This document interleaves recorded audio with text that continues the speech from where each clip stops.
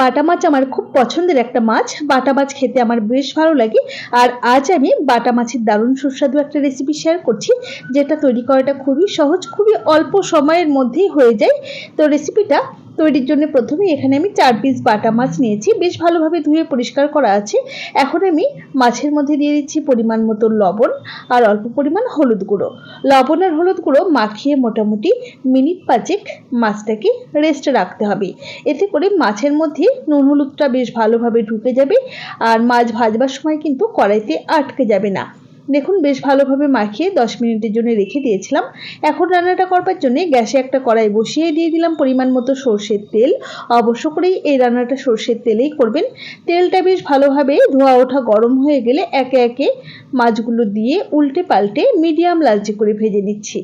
দেখুন, মাছ আপনারা যেমন ভাজা খেতে পছন্দ করেন, হালকা বা কড়া, সেভাবেই ভেজে তুলে নেবেন। কড়াইয়ের বাদবাকি তেলের মধ্যে এবারে ফোড়নে দিলাম অল্প একটু কালো জিরে, চাইলে গোটা সাদা জিরেও ফোড়নে দিতে পারেন। এখন এখানে দিয়ে দিচ্ছি সর্ষে, পোস্ত আর কাঁচা লঙ্কা বাটা। এখানে 1 চা চামচ কালো সর্ষে আর 1 চা চামচ পোস্ত দানা, 4টে কাঁচা লঙ্কা একই সাথে বেটে সেটাই দিয়েছি। দিয়ে দিলাম স্বাদ মতো লবণ আর পরিমাণ মতো হলুদ গুঁড়ো। হলুদ কিন্তু খুব বেশি দেওয়ার দরকার নেই, জাস্ট মিনিট খানেক বা 2 মিনিটের মতো একটু নাড়াচাড়া করে নিয়েই পরিমাণ মতো জল দিয়ে দিলাম। খুব বেশি জল কিন্তু দেওয়ার দরকার নেই, একটু মাখো মাখো হলে কিন্তু খেতে বেশি ভালো লাগবে।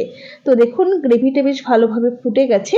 এখন ভেজে রাখা মাছের টুকরোগুলো দিয়ে দিচ্ছি, সাথে দিয়ে দিচ্ছি বেশ কয়েকটা গোটা কাঁচা লঙ্কা। এতে ঝাল হবে না রান্নাতে, ফ্লেভারটা খুব ভালো আসবে, কেউ চাইলে স্কিপ করতে পারেন। তো একটু নাড়াচাড়া করে নিয়ে কম আঁচে ঢাকা দিয়ে মোটামুটি ওই মিনিট 5 রান্না করতে হবে। 5 মিনিট বাদে আমি ঢাকাটাকে ওপেন করে নিলাম। দেখুন, তেল ছেড়ে গেছে আর বেশ সুন্দর কিন্তু মাখো মাখো হয়ে গেছে। এখন আমি মাছগুলোকে একটু উল্টে পাল্টে দিচ্ছি। এই সময়তে আপনারা চাইলে একটু কাঁচা সর্ষের তেল ছড়িয়ে দিতেই পারেন, তবে তেলটা আমার বেশি হয়ে গেছে বলে আমি আর দিলাম না। শুধু অল্প পরিমাণ একটু ধনেপাতা কুচি ছড়িয়ে দিলাম। যারা ধনেপাতা অপছন্দ করেন তারা স্কিপ করতে পারেন, তবে দিলে খেতে কিন্তু বেশ ভালো লাগে। একটু নাড়াচাড়া করে নিলাম। এবারে গ্যাসের ফ্লেমটা বন্ধ করে কিছুক্ষণ স্ট্যান্ডিং টাইমে রেখে দেব।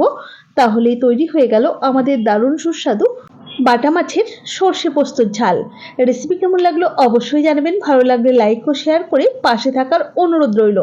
দেখুন, এবারে আমি পরিবেশন করে দিচ্ছি। দেখতে যতটা ভালো হয়েছে, খেতে তার চেয়েও অনেক অনেক বেশি ভালো হয়েছিল। এরকম একটু মাখো মাখো গ্রেভি থাকবে, এটা দিয়ে ভাত মেখে খেতে সত্যিই বন্ধুরা অসাধারণ লাগে। তাহলে আজ এই পর্যন্তই। সকলে ভালো থাকবেন, সুস্থ থাকবেন। হাজির হয়ে যাব নতুন কোনো রেসিপি নিয়ে। ধন্যবাদ।